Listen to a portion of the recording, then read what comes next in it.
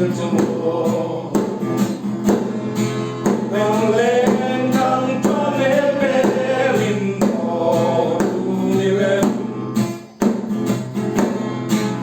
yang tim lại tu ren đi thôi lâu đi đi cho ban đôi quan lên luôn lên cái lâu có bên nắng tiếng siêu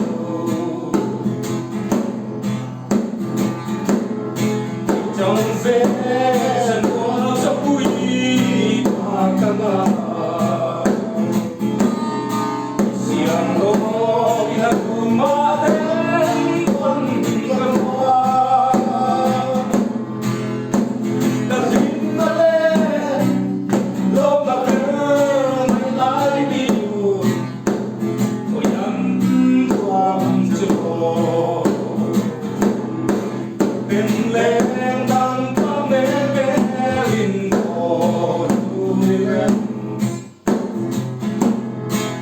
yang tim lại tu ren hito lopi đi chu ban đôi quan lên ruột lên cả lâu đổ lên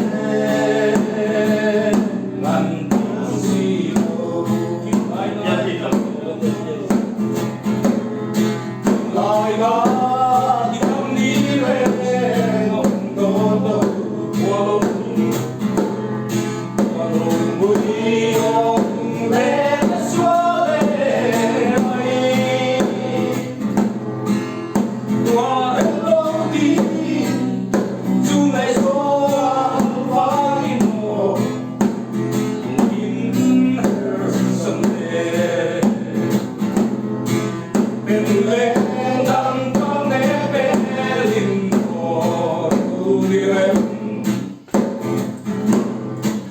yang tim lại tu ren